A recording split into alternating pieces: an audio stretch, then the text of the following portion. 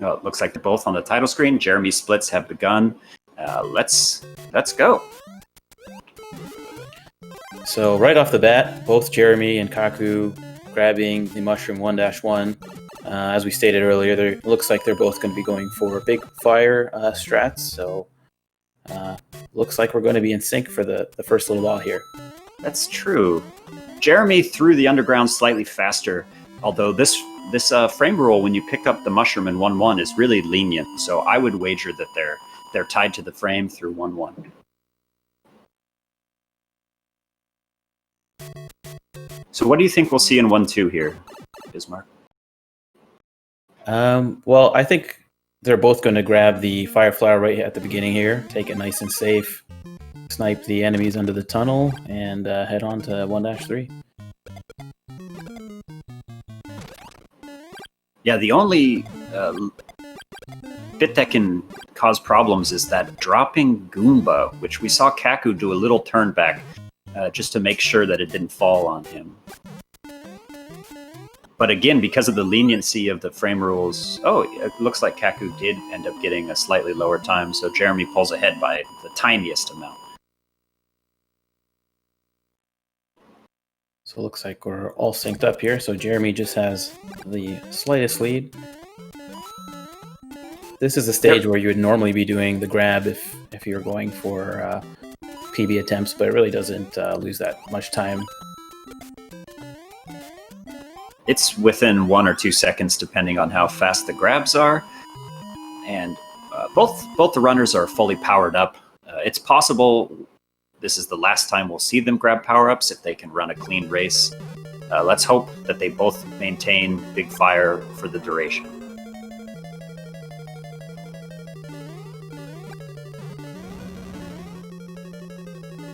See how these Bowser kills go. Jeremy gets the opening shots. Really nice Bowser kill, 262. That was a pretty crazy kill. And yeah, Jeremy, as he does, goes freeform jump kill, the aggressive, not using the elevator. Kaku plays it safer, loses, again, just a tiny bit of time, which is not really of much consequence in a race where every mistake is costs a lot more time than the current separation. Definitely. Yeah, the name of the game in Warpless is really keep your fire flower and try not to die, but pretty much anytime you take damage, there's going to be a certain amount of commitment to either repowering up or just trying to play the rest of Small Mario and play safe. They both played 2-1 optimally, handling the spring at the end just to avoid the fireworks, and now they're into the first swimming stage, where they're both choosing to protect themselves with their fire power-up through these choke points coming up. Yeah, these patterns can be pretty unpredictable. This choke point, especially, that Jeremy just got through expertly, was able to snipe the two fish coming his way. Kaku had to do a little bit of a back press, but handled it nicely.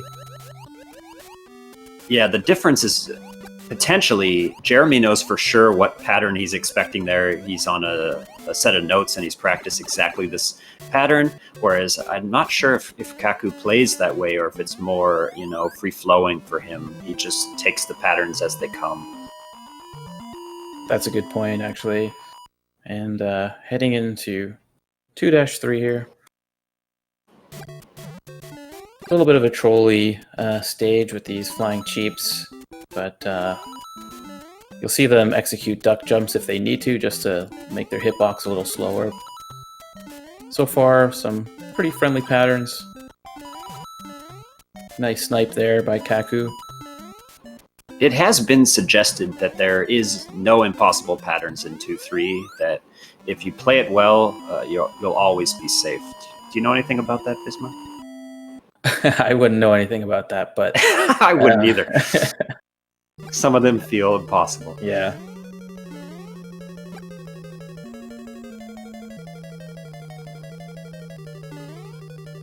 A little bit of a tricky duck jump here, but no problem for these caliber runners.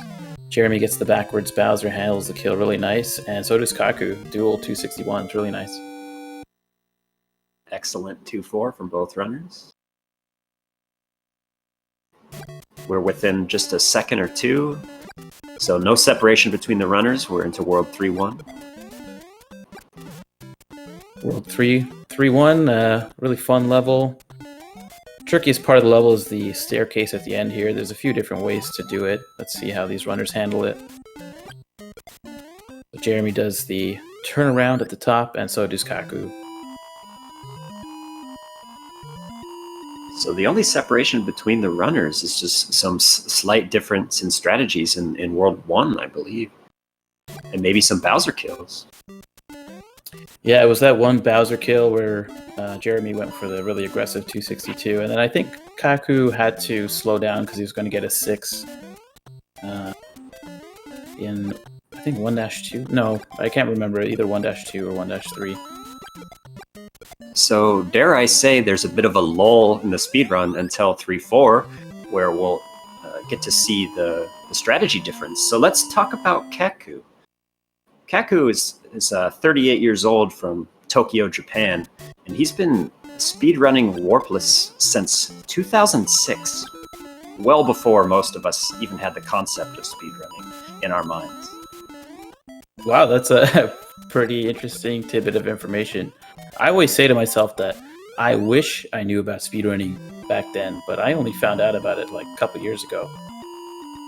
Yeah, meanwhile, Jeremy is of unknown age, from Colorado, USA.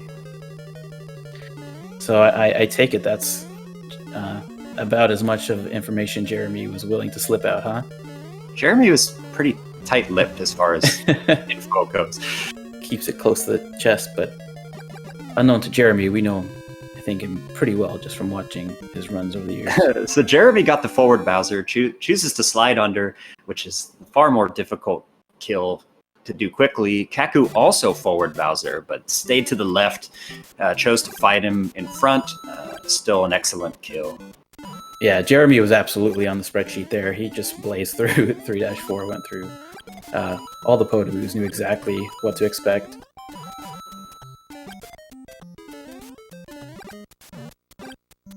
So World 4 is kind of a break in the speedrun. Even as Big Fire Mario, there's not a lot that can trip you up. For me, it's a time of reflection. What about you, Mark? How do you feel about World 4? I feel the same until I get to 4-4, where it's just one of those stages where I seem to find myself needing to power up in World 5 quite frequently. So you have some room to express yourself in World 4 too. Jeremy chooses to go down below. Ooh, Kaku expresses himself differently, running on the rooftops. Yeah, running on the rooftops, which can be a little bit tricky actually with those choke points. It's quite easy to bonk there, but both of them handle it quite well. I'd say from observation, it seems rarer to see a big fire go up top. Yeah, with the bigger hitbox, it's more thickness from Mario to bonk into the wall there. So you'd have to do a duck jump, which just adds to kind of the trickiness of it. So I think a lot of runners just feel more comfortable going bottom route. Jeremy plays 4-3 perfectly, which requires nearly perfect jump onto the flagpole, while Kaku had a little bit of a bonk earlier in the level, so doesn't get a chance to play that level optimally. Yeah, 4-3, one of those levels where you can't even slow down at all, or else you forfeit that bit of time.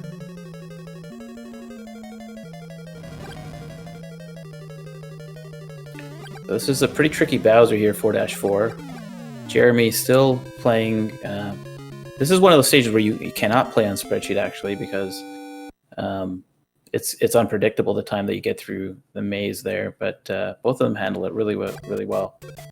Yeah, Jeremy with a 48 on the clock, and for him, that's a very safe kill. For most of the rest of us, that's a very, very fast kill.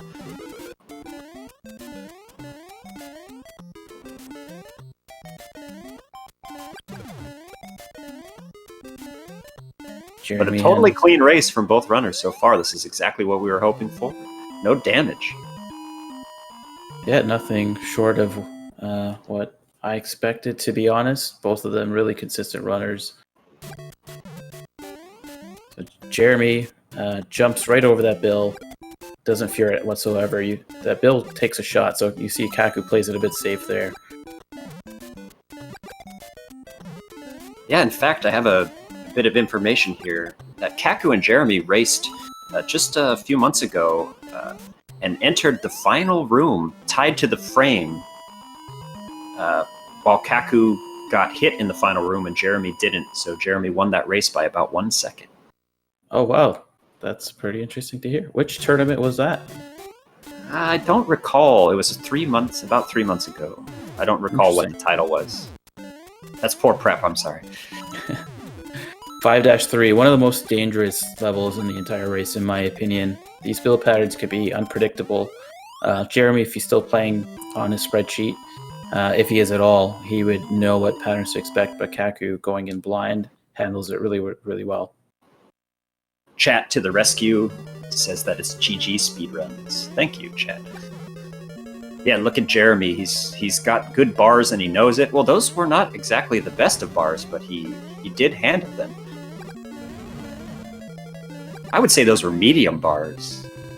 Really, really nice kill from Jeremy there.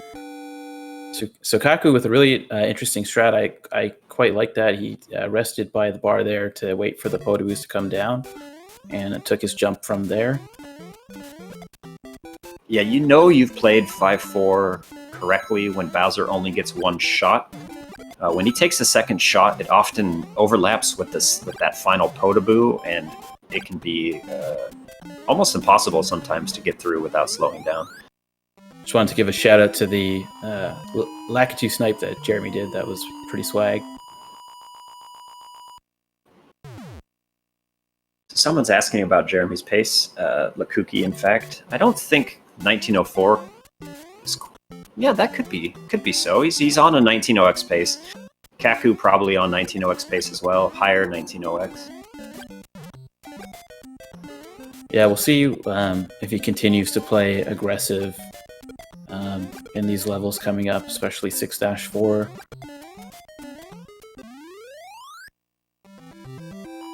I shouldn't speculate about their pace. It's so easy to be off by like 8 seconds. So let's just say that they're very close and that they're both...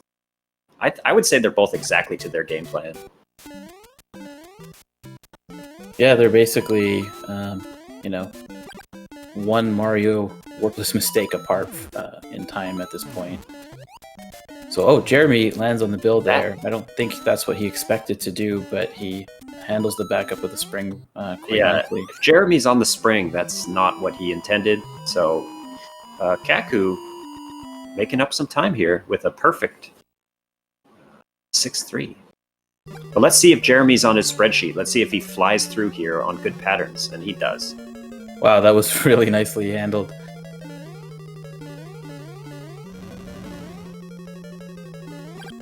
In contrast, Kaku just pauses there where the power-up is to set up good fire bars through the rest of the level, so he doesn't have to risk anything for the rest of the stage. Gets the forward Bowser, which I don't think he was expecting, but handles it nicely. Yeah, 6-4, one of those stages where you can manipulate the patterns that you get. But Jeremy heading into 7-1 and looking pretty strong at this point in the race. Yeah, he's going to be feeling great. Both runners are going to be feeling great. Whether or not they're monitoring each other, they're going to feel like... They probably would feel like they're both in the lead at this point. Yeah, I think certainly they know they're sticking to their game plan right now. Jeremy entering 7-2, which is one of the scary levels in the race.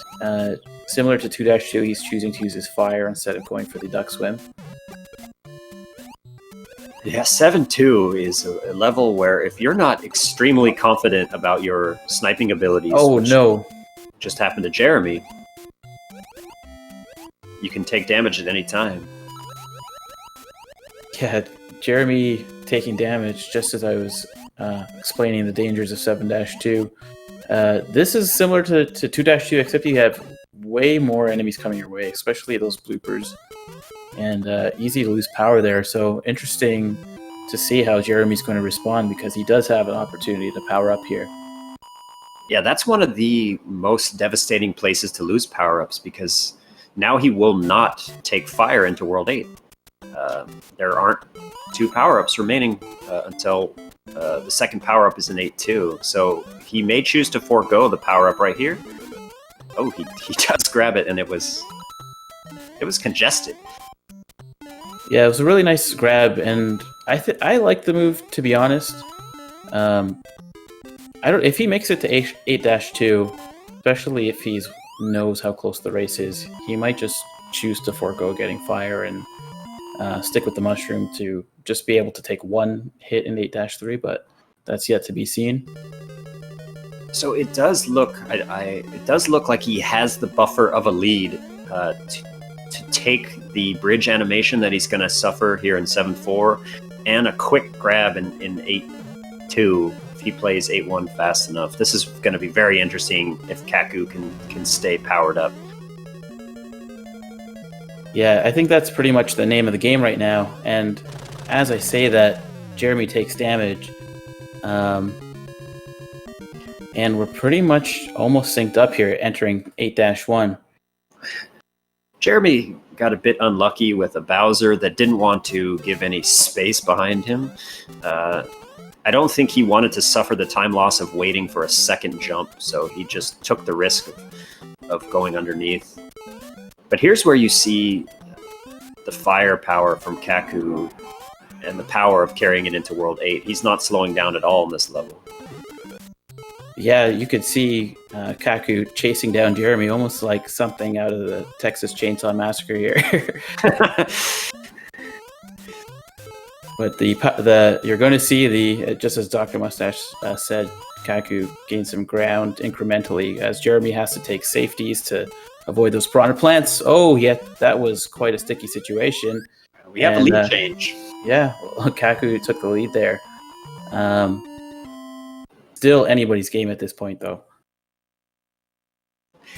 It'll be very interesting to see if Jeremy powers up in 8-2 and then later on in 8-3. What do you think he'll do, Bismarck? I think he's going to go small. I think he has an idea that he's behind. He knows Kaku's skill level, and out of respect for that, I think he's just going to go small and try his best to stop the bleeding as much as possible here. It's very unfortunate, and it's just the nature of the Mario Brothers Warpless runs that Jeremy's made a single mistake. That's it, and it's put him at a major disadvantage. Yeah, 8-3, one of the scariest levels when you're small. He does have the opportunity to power up here. We'll see if he takes it as safety. No, as I suspected, he's just going right on through. Kaku can just shoot all these bros where some of these bros can snipe Jeremy, and there's nothing he can do about it. Jeremy got one of the worst patterns through the second Hammer Brothers section. He does the Lakuki staircase to slow down. Kaku slows down as well to avoid fireworks. This is just second between the two runners. This could come down to just hitting wall jump. And the funny thing is, being small, like Jeremy might even be more comfortable playing this A4, except for, of course, the Bowser at the end. But, you know, he could get lucky with a forward Bowser. So we'll see how aggressive he takes it here. That's an excellent point. They're going to have to swim under different strategies, and it may benefit Jeremy being small. They both hit wall jump. We're still neck and neck. Wow, I can't believe how close this is. Jeremy has a little bit of a tighter turnaround. So we're entering the GG speedruns. Entering the final water section here, almost at the same time as Kaku takes damage, and Jeremy lead change. Oh, he died! Oh, dying in the water section. Just tragic. Let's see if Jeremy plays it safe as he has the win locked up. He does it. He jumped because he thought he was behind and takes the risk. GG to Jeremy. That was very gutsy, and that's, you know, some people don't watch the stream, and clearly he wasn't there. But GG for Jeremy. Yeah, I mean, if Jeremy died there, that almost certainly would have given the race to Kaku when he could have taken it safe. But gutsy move, shows that he was not watching the restream. Just wow. I lost my bottom. Jeremy with a 1918 after the death or the damage. That's a PB that a lot of people are looking for, and he just does it on plan B. And Kaku finishing strong as well. Yeah, Kaku had an amazing race. I mean, they were in the water section of 8-4, and he was ahead, and we had a lead change there. But unfortunately, on the rebound, took another hit. Really well played race. But yeah, Jeremy with a 1918, taking damage technically twice because he did power up once more in 7-3, but was not able to get the Fire Flower again and still pulled out an amazing time. Oh, I didn't see it coming. I had a feeling I had a feeling he was not going to power up in 8-3 just because he knows how consistent Kaku is, but jumping through the hammers, I didn't expect that. Kaku playing such a clean race until the second to last room. Even the taking damage once came as a shock, and then to die in the water to the squid, I just didn't even entertain it as a possibility.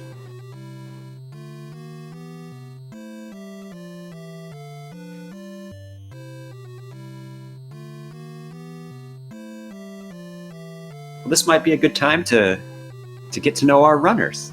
How about another fun fact? Oh, I would love another fun fact. Oh yeah, well, let's talk about Kaku. Kaku, his main hobby is bicycling. He rides 5,000 kilometers, which is 3,100 miles per year. I did the math earlier. That's almost 10 miles a day on a bicycle. So he's got good cardiovascular health and muscular thighs. And he must have some thighs of steel. And anybody out there trying to buy a bike right now, good luck. I tried to ride a bike last weekend. I just tapped out after about 3/4 of a mile. Yeah, when you think, oh, this is the perfect summer to start riding a bike, there's millions of other people that thought the exact same thing. I'm looking for an electric bicycle. Any tidbits on Jeremy? Yeah, here's a deep dive. Jeremy's dad makes excellent chicken parmesan, but he won't share the secret recipe with Jeremy. Interesting. So don't know how it's made. What's your opinion on hiding recipes? I think you absolutely should hide it. Oh, really? Yeah, I never understood had this conversation earlier. If I had speedrun knowledge, I would also not share it. I would use it just for myself. Okay. Dr. Mustache is canceled, guys. Everyone else in the community is so helpful. You just take.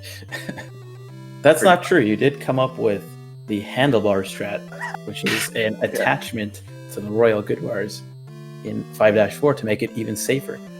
That's true.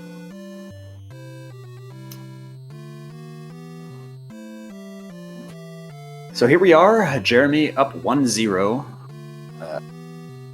We don't want to play favorites, but I think everyone in chat is hoping Kaku wins race 2 so that we just get more of this.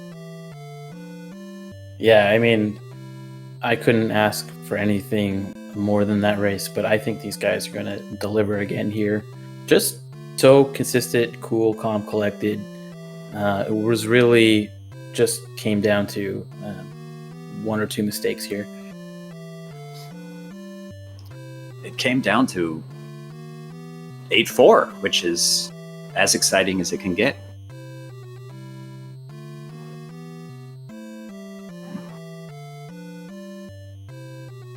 Okay, looks like the runners are about to get started. I can see the timer going down, so we should be getting started. Counting down from 10. All right, we're starting race number 2.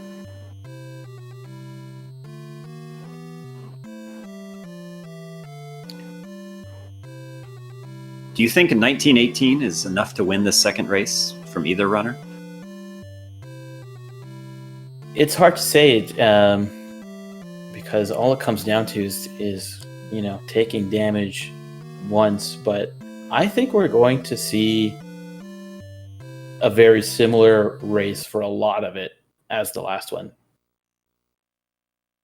I completely agree. I tend to think we'll see the first half of the game or more played flawlessly. It's really only in those later levels that we're potentially will see damage from these two.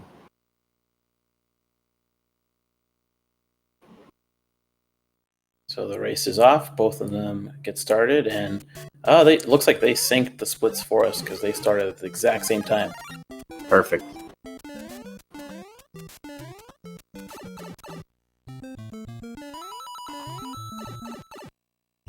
They both leave with 376, so they're going to have to do a little bit of a left tap here on the staircase just to slow down, avoid fireworks, so we're tied up. So similar to last stage, they're going to be powering up here at the beginning of 1-2. I think this is where Jeremy took the slightest of leads, so we'll see how Kaku handles this one this time. Yeah, take a look at how Kaku handles the falling Goomba section. He did a little bit of a left tap to avoid any potential problems. He does it again, which is something that I personally can recommend to anybody in a race. Yeah, that Goomba can fall at an awkward point. It's pretty uncommon to happen, but when it happens, it really sucks, and you can take damage in 1-2, which is not a fun way to start a race.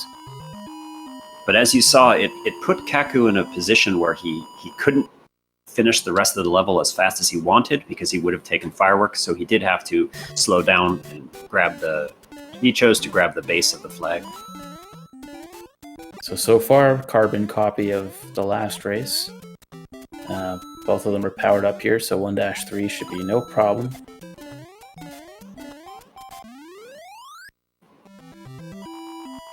Yeah, we're not likely to see separation between them if it's not a World 1 or World 4. The castles are really what's going to separate them for the most part. Yeah, Jeremy had a pretty amazing kill the last race round. Let's see how he handles it this time.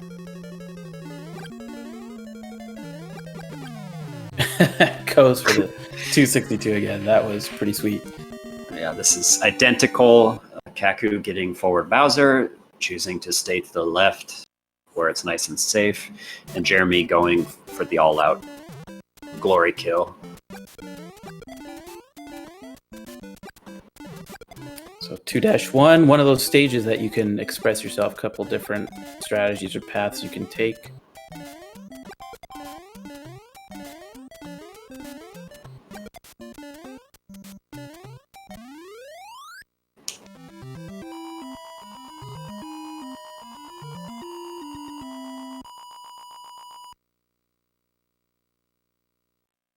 Back into the water. I wonder if Jeremy's thinking in the back of his mind about 7-2 in the last race, whether or not he's safe here. Yeah, I was thinking that as well, but it looks like he's going to be sticking to using the Fire Flower. And Kaku had no trouble with 2-2 and 7-2, but also died underwater, so I wonder if he has any resentment towards squids. That's an excellent point there. So far, both of them handling it really, really well. I don't think either of them had to take any slowdowns. You'll know you'll had a perfect stage if you got a 316 as you exit here. So it looks like Kaku had to slow down a little bit in the stage, so Jeremy's lead will be extended just by the slightest of margins here. Kaku rubbed up on the coral a little bit, which is very easy to do, just lost a second.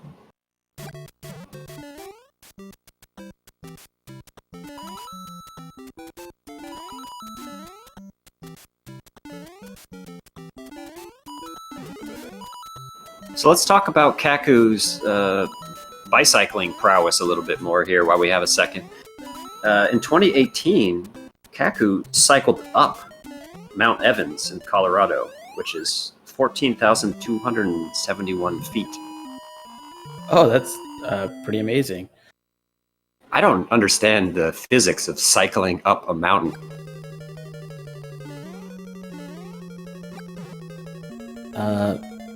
Just put that thought on hold for just a second, as both Jeremy and Kaku entering 2-4, handling it really well so far. Jeremy with another excellent kill, and Kaku matches him with a 261. I feel like we saw this in the last race. Just the tiniest separation between the two, but large sequences of levels played at the identical pace.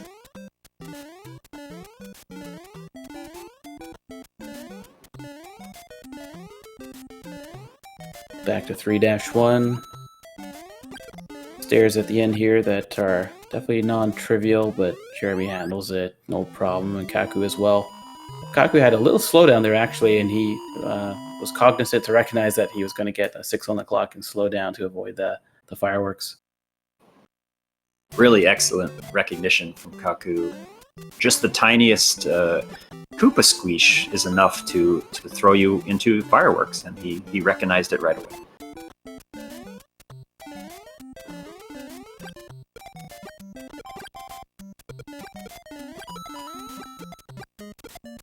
Both players handling this level with expert ease. So back to that Kaku mountain biking thought. Is he predominantly a mountain biker, or when you say he biked 5,000 kilometers last year, is he doing long treks, or did you not get into that detail? You know what? I didn't follow up on the type of biking. I should have. Feel free to give Kaku a follow on his Twitch page, ask him about his bicycling, and give Jeremy a follow as well. And I should mention, in fairness, a fact about Jeremy. Jeremy's best friend is a hamster named Oswald, who is also often featured on the stream. If you can't see him, you can definitely hear him in the background running on his wheel. But the thighs on that hamster. Jeremy with another aggressive 3-4, really well handled, 261. And Kaku got more aggressive this time around, getting a 259. Assuming, I think we came to the conclusion that he does not use spreadsheets, so that was really well handled.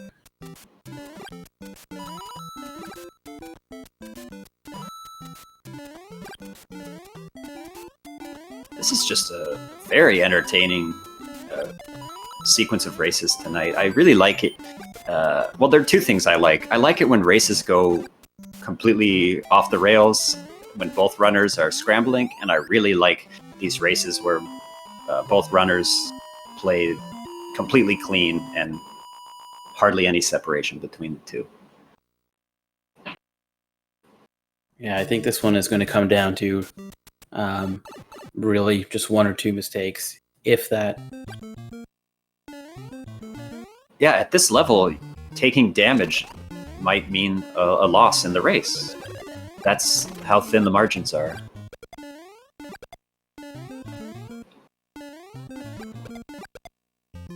Kaku taking the familiar top route.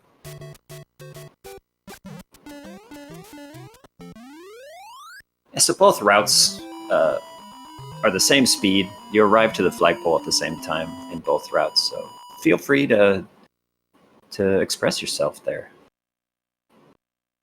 Top is certainly safer.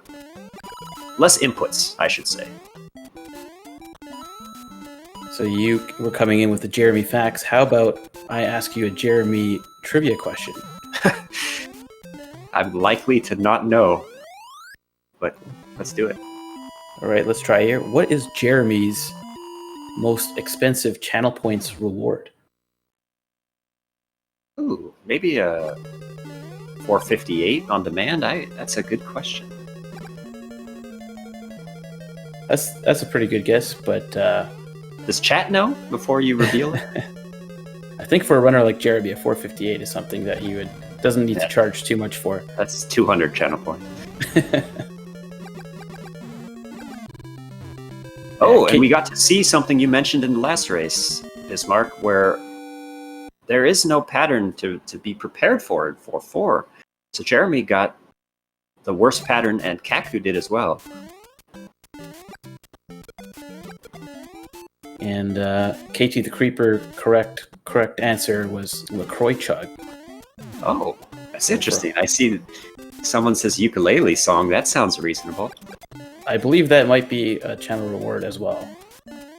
Yeah, fun fact, Jeremy does play the guitar, and he compared himself to a young Jimmy Page or Brian May. I'll reserve my opinion on that until I hear a sample. But Jeremy again, playing the start of the stage pretty aggressive. Kaku takes it safe. And if you were to overlay these races onto the previous ones, I think we would be in this exact same position. Maybe to the frame. It's really uncanny, how consistent they are to their own strategies. There's no difference in execution. It's only a difference in strategy.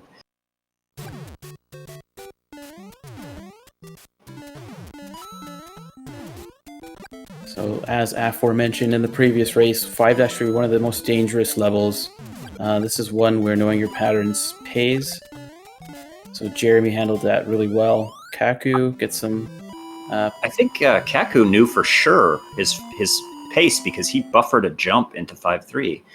Most likely in order to set up some favorable builds. Nice catch. I didn't see that. I was curious because in 3-4 he took it much more aggressively this time around. So I was thinking maybe he knew his patterns. But as I say that, Jeremy taking damage in 5-4, one of the trickiest fortresses. I think Jeremy is on maybe the identical frame rule because those look like medium bars again, and he went for them. Those weren't the customary good bars. Kaku taking the end a little bit safe here, which I think was a smart strat. Probably doesn't know that Jeremy took damage, but a good thing about taking damage in 5-4 is you can power up pretty quickly in 6-1 here. Yeah, flashbacks to learning Warpless. These power-ups are mandatory when you're starting out. Jeremy picks them up really quickly, but meanwhile, Kaku just going about his business, playing the level perfectly, and he's gaining time. It's much closer now. About 2.5 seconds is the difference at this point, which is a bonk and a bloop or a flim and a flam, but not too much separating these two runners at this point. I find it really interesting that really shows the power of aggressive strategies. Jeremy built up a buffer of a lead to where he could take damage and still maintain against a player of the caliber of Kaku. Yeah, so one thing, maybe I'm spilling some information here, but in the SRL channel, it looks like Jeremy commented that he went and watched the end of the race and he saw where Kaku took damage. So it's not like he just saw the final time and thought to himself, oh, I won by 40 seconds. He realizes Kaku was ahead right till the very last moment of the race. So he's not taking this race lightly whatsoever. Interesting. So he's not monitoring the race, but he does know the outcome, the specific outcome of the previous race.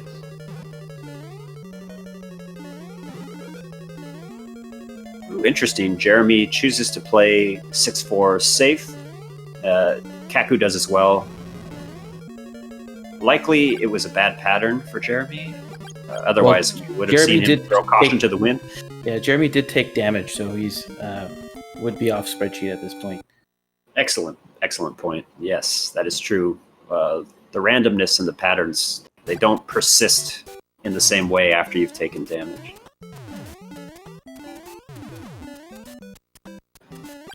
So here we are back in World 7, neck and neck. Both having some bonks on some bullet bills. Yeah, Jeremy looks like he got a little bit disoriented there, but fortunate not to take damage from that bill. Kaku finishes the level slightly faster and is going to tighten up the lead by about a second here. Here we are back in 7-2, where things can always take a turn. So I mean, I'm just gonna sit back and watch the swim. How about we sit back, relax, and enjoy, and see how they handle this choke point coming up.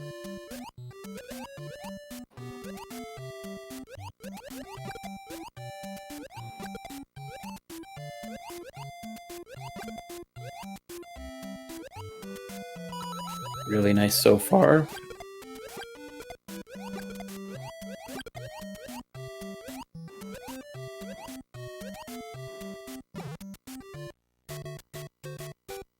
Really excellent 7-2 from both runners.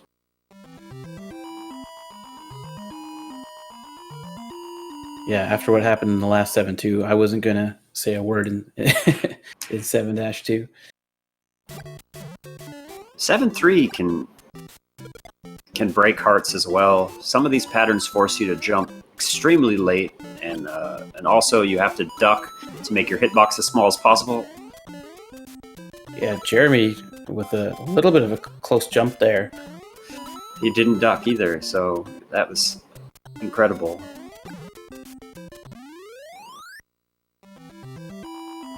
But both of them through optimally with a 2:40 on the clock. This is as close as it gets entering 7-4 here. A 7-4 can be much more difficult to run the maze part when you're big. It's much easier to bonk, and any bonk runs the risk of resetting the maze. So Jeremy threw without any problem. Kaku does bonk, so let's hope he doesn't reset the maze. That probably isn't enough to reset it. No, fortunately it's not. Both of them handle it quite well. Jeremy just a little bit faster, and both of them are maintaining their fire into World 8 here. This is going to get really interesting. Kaku with a never-ending string of forward Bowsers, from what I can tell. But yeah, both into World 8 with fire. This is a little bit different than we saw last race. So now both Kaku and Jeremy will not slow down whatsoever in this level.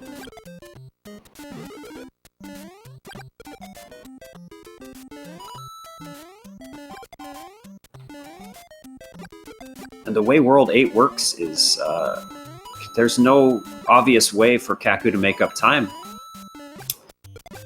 without Jeremy making some kind of a mistake. Yeah, that's a good point. I think that the trickiest section to come up here is probably going to be the pipe jump area of 8-2, which we've seen trip up even the best of runners, but it's something you can choose to play safe or go for aggressively. So see how that how the runners handle it.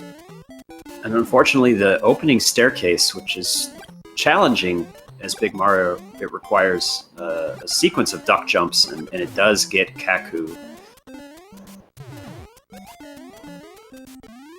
Yeah, unfortunate damage Kaku took there. So the stairs at the beginning of the stage, which I should have mentioned, because it's something that's pretty easy when you're small, but when you're Big Mario, is actually can trip you up.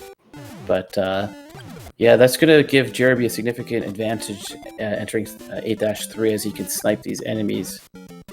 Let's see if Kaku chooses to grab the fire, or see if he just tries to go through the rest of the stage here.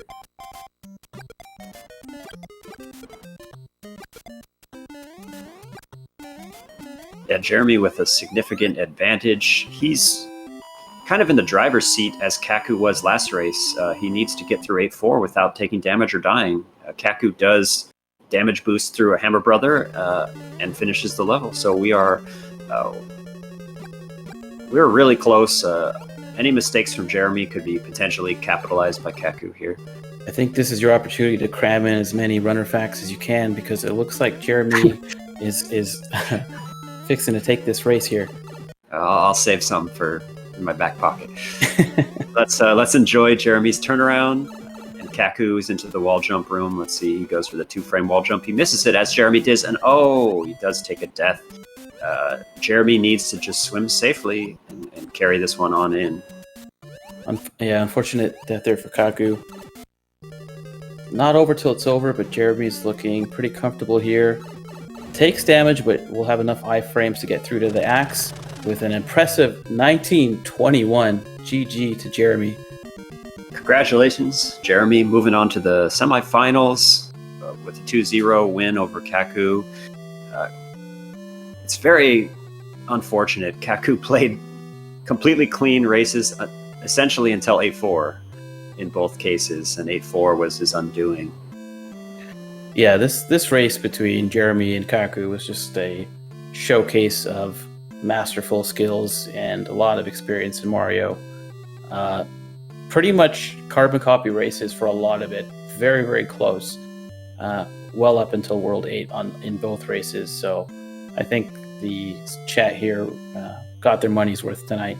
I think Jeremy within 3 seconds of his first time, and I think Kaku about 3 or 4 seconds away from his first race as well. So it kind of went down identically with the same mistakes, the same time losses. And let me slip in one more fun fact here. This one Jeremy gave to me himself, so you decide for yourself if you want to believe it or not. Jeremy is an expert snowshoer, pro golfer, and chef at a 285 Michelin star restaurant. I choose to believe maybe 1 or 2 out of all those facts mentioned. That's a quote. I believe, out of all the facts, I think the only one I believe is professional snowshoer. I said expert snowshoer. There's no pro tour as far as I know. There's no snowshoe. No money to be paid. No snowshoe circuit. Thanks everyone in chat. That was a really fun time. GG's to Jeremy. Big GG's to Kaku. Make sure to follow both of these runners on their Twitch pages, and hopefully we get some interview going if either of them are interested. I think Jeremy said he's going to be joining shortly. Not sure about Kaku, but yeah, 2 amazing performances from these runners here. Getting pretty close to the point where there's only going to be a few racers left. The semifinals are really shaping up. I think there's only one more race left in the quarterfinals. I think that's tomorrow afternoon, and then we're down to 4. And would you believe it? It's 4 of the best players that made it through. Yes, well, I shouldn't say that. There's one more left, so there's a chance for upsets still. Yeah, so tomorrow at 4 p.m. Oh, yes. Sorry to interrupt, but I see Rupert letting us know that we're not bookkeeping.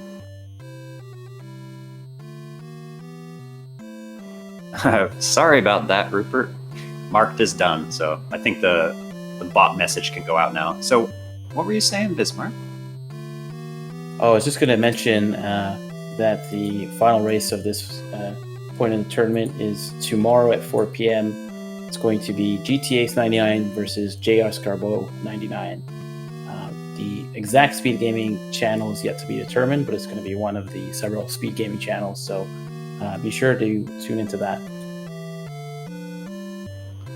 Why don't you start it off, Bismarck? I see Jeremy is up here live on air. Jeremy, GG on 2 amazing races. How do you feel about how things went? Thank you. That was odd. So, it's the same thing as my last race, where they're both solid runs up until like 1 or 2 mistakes, and then it just all goes downhill. Like that first one was low 1904 pace until I had a little hiccup in 6.3, right? Not that big of a deal. Still 1905 pace. Then 7.2 happened, and yeah. Yeah, so what exactly happened in 7-2? So you chose to use the Fire Flower, and did you just get tripped up, maybe to eat input, or? There were 2 scary bloopers right in the way. So normally I would just look at the TV, right, and react, either go higher or lower depending on where they were, but they were in both spots. So my only option is to snipe them out of the way. But I guess I just pressed B too late or something. but I didn't get the snipe and had to re-grab in 7-3. Then I got a bad 7-4 Bowser, which it's kind of rare, where he just kind of guards the back. And then World 8 was just sketchy. Yeah, let's talk about World 8. So Dr. Mustache had, asked me the question, put me on the spot, what we thought you were going to do after you took that damage to Bowser in 7-4. And then I said you were just going to go small all the way through 8-3. But curious, did you have the restream open at all? I did. And after 6 or 7-2, my thinking is I lost. Unless I'm a legend, I'm not winning. But then, so going into 8-2, I was really sort of debating B, or go for Blant Jump, which is what I would normally do, right? But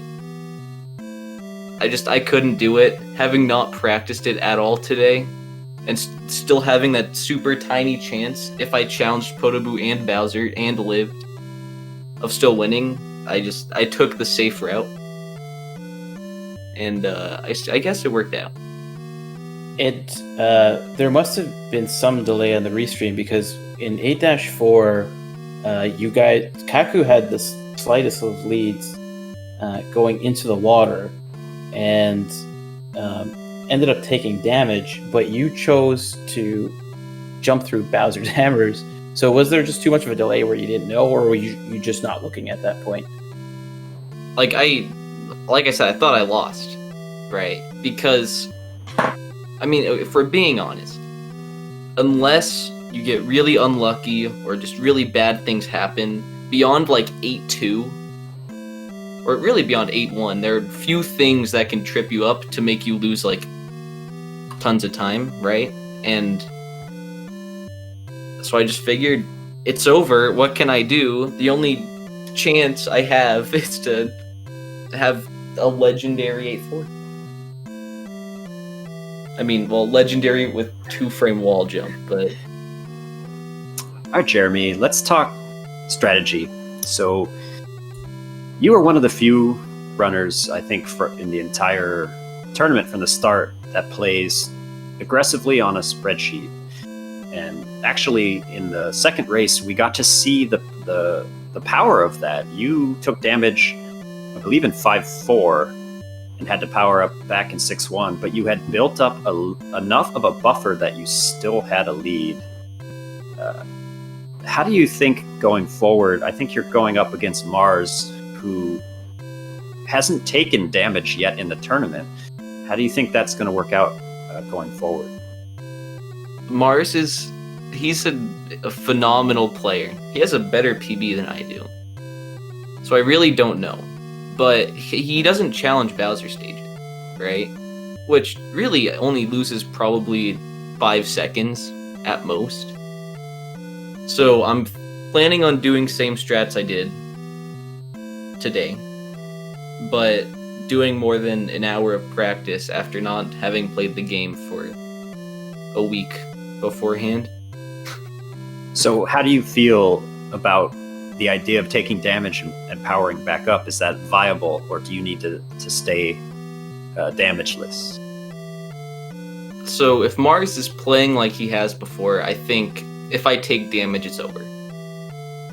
Although, like the second race, if I take damage in 5-4, right, it's a quick re-grab. It's probably losing me 5 or so seconds, maybe. So if I can build up a really big lead before that point, then I'm probably okay, but otherwise, I'm boned.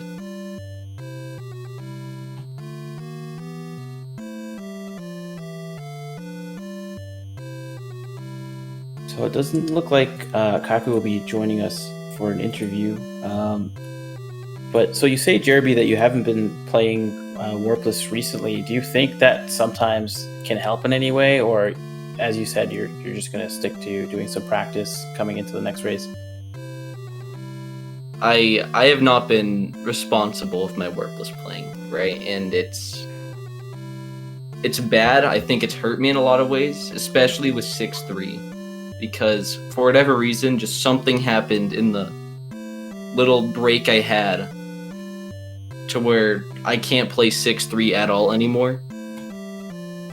So I'm thinking to have a better chance of beating Mars, which I think is still, it's definitely in Mars's favor.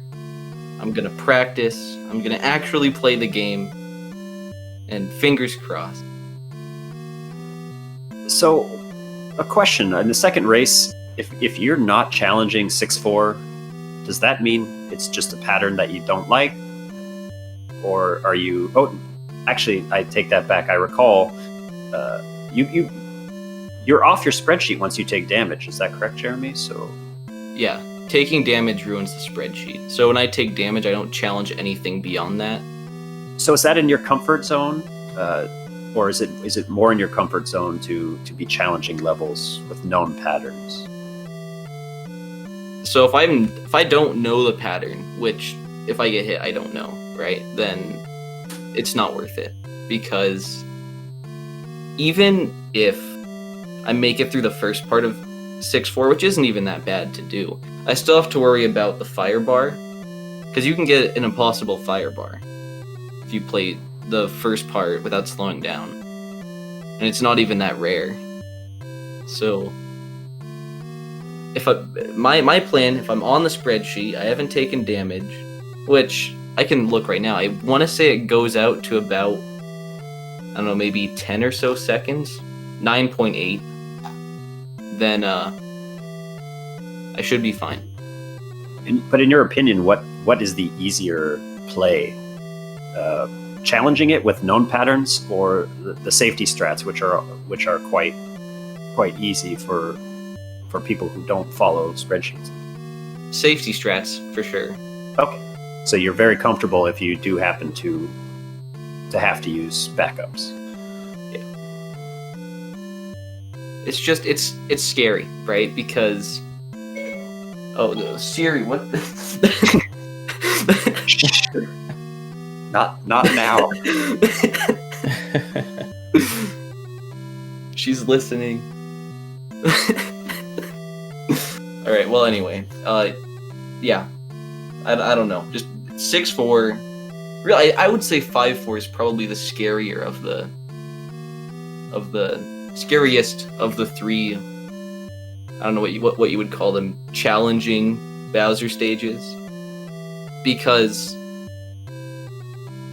really I think the biggest problem with it, aside from the fire bars, is the Potoboo. Because like I did some experimenting with plus 1.05, which is frame rate 1887, right? And that 1.05 is what I was in the second race when I got hit. And that was completely my fault, right? I jumped late. But because it's not just a run straight through without slowing down type pattern, that Potoboo, I've gotten it to be low, I've gotten it to be high, like it changes depending on the tiniest things. So I'm kind of debating challenging it if I have a pattern like that. But I think with some practice I should be fine. All right, that's something for you to work on in the meantime. Bismarck, do you have any final thoughts before we wrap up tonight? Yeah, Jeremy, how do you feel about busting your own predictions bracket? Because you picked Kaku to beat you. I mean, I'm not good at predictions, evidently. It's bittersweet. Like, my last two races, this one and versus Xerox, I said both runners are going to beat me. Or, well, in the prediction, I said I would beat Xerox, but between, Discords and DMs, I said, no way I'm winning this one, right? Xerox, way more consistent than I am, has been playing way more than I am. So, I might not be good at predictions, but hopefully I can at least come out solid in the tournament. Well, there is something to be said for being good at keeping expectations low. That's a very useful strategy. All right, so I think with that, I won't take up any more of your time, Jeremy, but just want to say GG again, and good luck on your upcoming race and hopefully for the rest of the tournament. And Mustache, you want to take it away here? I think let's just wrap up by saying a big thank you to everyone involved, the admins, the volunteers, SpeedGaming, and the chat for the lively participation. Thank you to Jeremy and Kaku, and congratulations, Jeremy. Why don't you share your final thoughts? Yeah, GG's to Kaku. Thank you for grabbing commentary, Bismarck and Dr. Mustache. Rupert, all the SG staff for hosting the tournament. And other than that, I mean, I think that's it for me. Well said. All right. Then we'll see you all at the next race tomorrow afternoon. Bye, everyone. Thanks, guys.